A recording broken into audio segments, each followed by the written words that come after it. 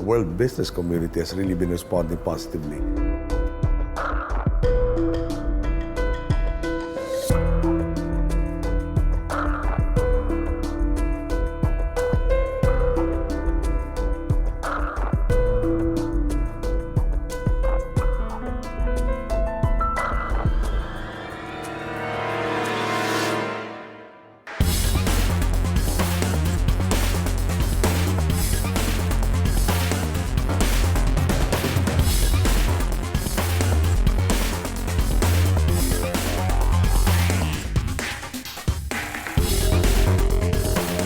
It is a magical time to be in the Philippines.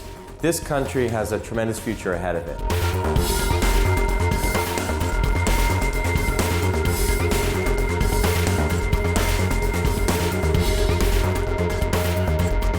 Right now, we're encouraging investors to invest in the Philippines.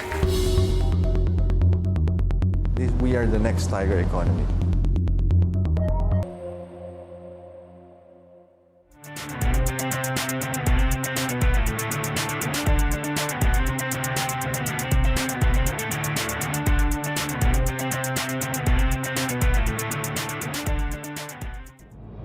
Stretching nearly 2,000 kilometers from top to bottom and set in the clear tropical waters of Southeast Asia, the Philippines is the world's second largest archipelago. The capital, Metro Manila, is home to some 12 million people and serves as the political, economic, and cultural center of the country.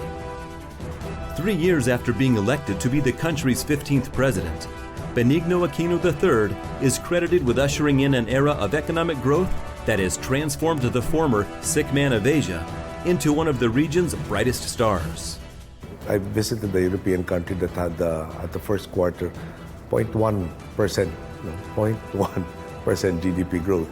And when we were asked exactly what our GDP growth was, and I did mention 6.3 or 6.4 at the time before it was revised, there was a noticeable pause in terms of the response. Because my counterpart was trying to evaluate how can we do it in light of the world economy.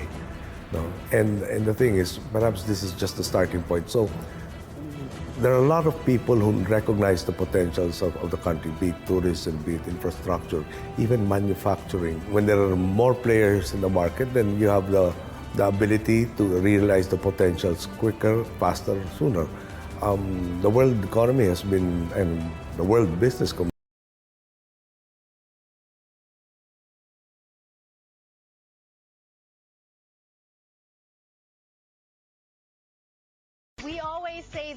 we always hear this, I always say this on the show, you can take the Filipinos out of the Philippines, but you can never take the Philippines out of the Filipinos. And that is why kahit malayo na po tayo, we moved here to the States, how many years living here in the States, we still think about the Philippines, we still go back, we still want to retire there, and a lot of us are now still investing in the Philippines. Joining us today on the show to explain to us that concept of investing in the Philippines is Susan David, who's a real estate professional specializing in Philippine properties. Hello and welcome to Kababayan LA. Hello, Janelle, and good afternoon to everyone. Thank you for inviting me to the show. Yes, Susan, let's talk about this investing in the Philippines. Some people still can't comprehend that because a lot of us, immigrants, when we leave the Philippines, we leave because we want to find better opportunities.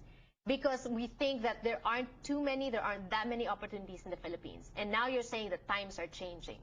It is definitely changing. That's how it used to be when better, income is here in the U.S.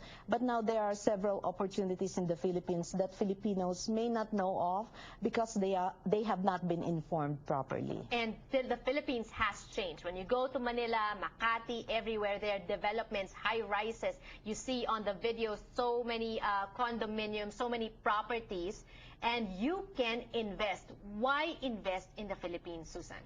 Many reasons. Robust tourism has generated an need for additional housing, and also when the tourists come to the Philippines, they now see that the Philippines is an ideal retirement place. So we have places now like Boracay, Tagaytay, Cebu, Iloilo, which are ideal retirement places. And also we have like good support for medical assisted living, and we are a service-oriented country, which we really cater to retirees. So some people, those are thinking of retirement already this early, buying properties in the Philippines so that when they're ready to retire, move back to the Philippines, they have a place to stay.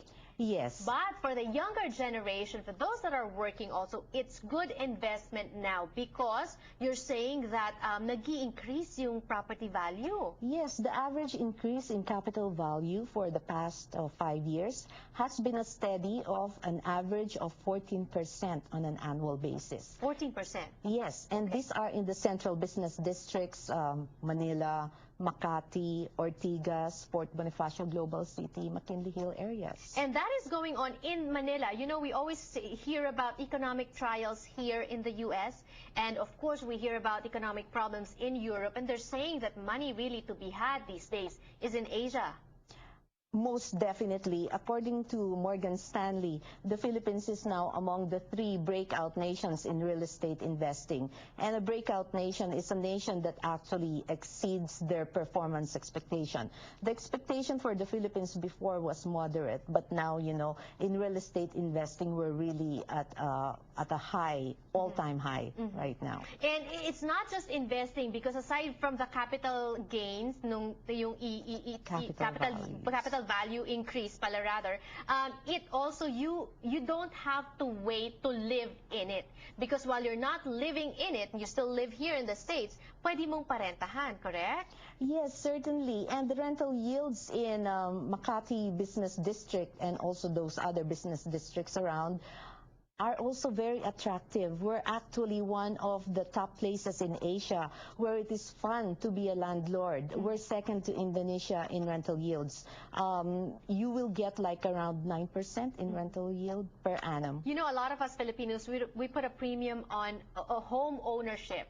And sometimes dito sa Amerika, lalo na ngayon naghihigpit sa real estate, ang hirap bumili ng bahay, ang hirap ma-approve for a loan. Yes. Pero in the Philippines, it's easy because you also, like different developers, different organizations, have payment schemes. Can you give us an idea, parang, you put a down to reserve, how much is that? How much monthly do you pay? Yes. The best way to buy real estate right now is pre-selling. First of all, you buy it at its cheapest price.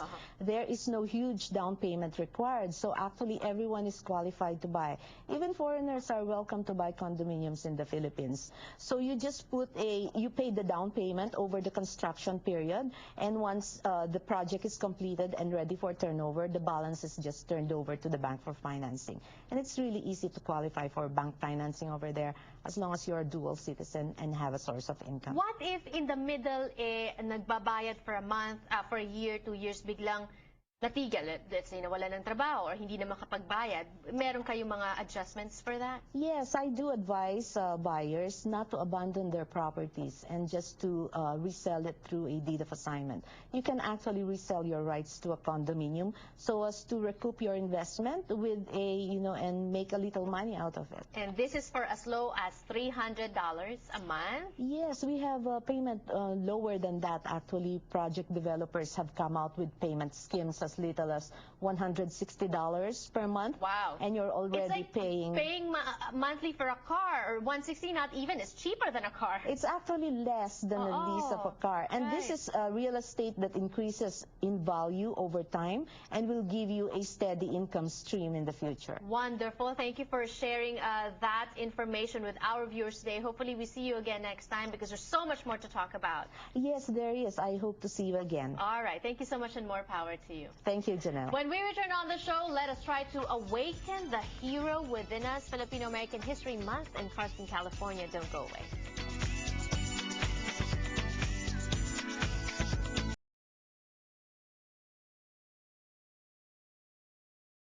Sa bilis ng takbo ng buhay ngayon na sigbilis ng pagtaas ng cost of living sa bansa, marami ng business ventures or investments ang nagsisilabasan. Pero alin nga ba sa mga ito ang maaaring paggugulan ng ating salapi?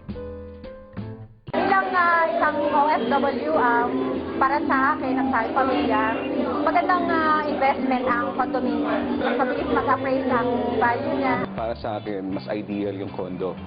Kasi kagaya namin, nasa probinsya kami, usually kasi pag nag-college yung mga kapatid namin, doon sa Manila nag-aaral. At the same time, pag natapos na yung mga kapatid mo, pwede mo nang ibenta. Tulad ng nabanggit ng ating mga kababayan, isang profitable option na maaaring i-explore ay ang pag-invest sa isang condominium unit. Karamihan sa mga condominium ngayon, tulad ng mga naitayo ng SM Development Corporation o SMDC, ay easily accessible within the metro at malapit sa mga shopping center, eskwelahan at public transportation. Kaya naman, convenient talaga. Isa sa mga saleable naming projects are Sun Residences, which is located sa Welcome Rotonda in Quezon City. The University Belt is near there. Grass Residences also in SM North EDSA. This is fully furnished, so wala na silang iintindihan, lilipat na lang sila. It's really good for investment as well as Jazz Residences. It's in Makati, so it's very near the Central Business District. Napakalapit din sa mga malls, at everything is there na.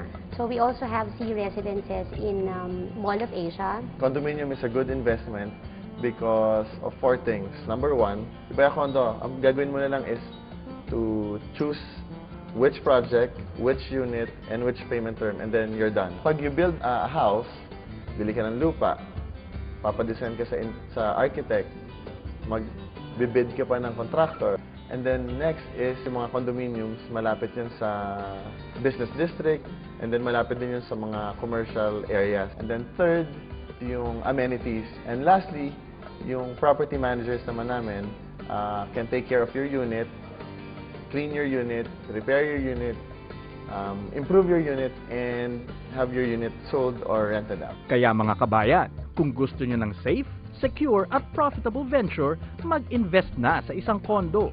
May tirahan ka na, may pagkakakitaan ka pa.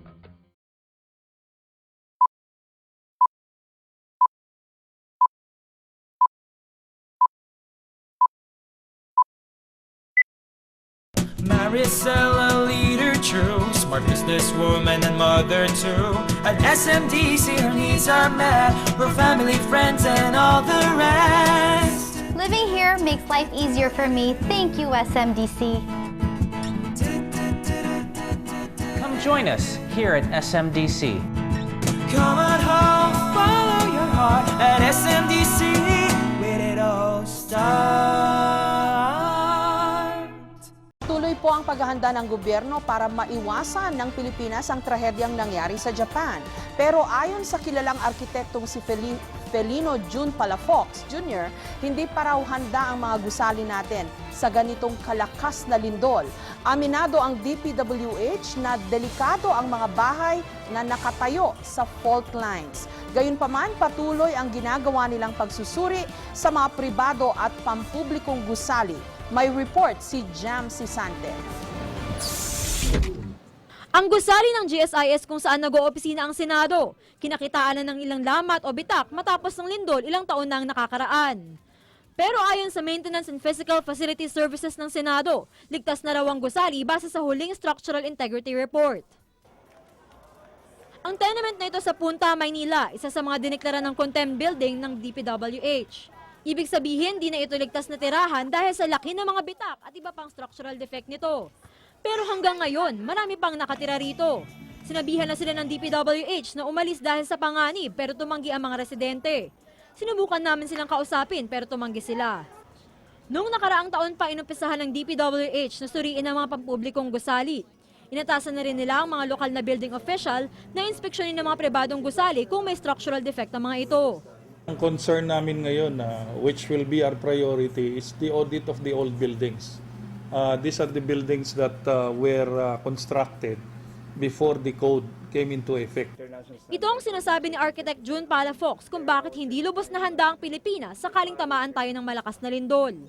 Rekomendasyon ni Palafox, dapat ngayon pa lang suriin ang mga gusali, lalo na yung mga luma na at karaniwang maraming tao palagi. Public schools, public hospitals, because we don't know if they followed the specifications. Bridges, roads. I think government projects should be reviewed. Ayon kay Paula Fox, karamihan ng mga high-rise buildings sa Pilipinas ay kayang malampasan ng malakas na lindol. Dumadaan kasi ito sa masusing inspeksyon para masigurong alinsunod ito sa standards ng building code. Kasama rito yung kahandaan sa lindol, malalakas na hangin at iba pa. Ngunit para sa maliliit na gusali at mga bahay, maaaring magkaproblema. Ganito rin ang takot ng DPWH. May mga bahay daw kasing nasa ibabaw mismo ng fault. Maaari raw dumulog sa FIVOLX para malaman kung ang bahay mo ay nasa ibabaw o malapit sa fault. Pero ayon sa DPWH at kay Paula Fox, di lang sa infrastruktura nakasalalay ang kahandaan sa mga sakuna. Hindi mo maalis yung mag-panic yung public. No? So that's where the local units would come in. No? Yung disaster preparedness, yung mga drills. I don't think national government can do everything. National government need everybody's help. Jam Sesante, GMA News.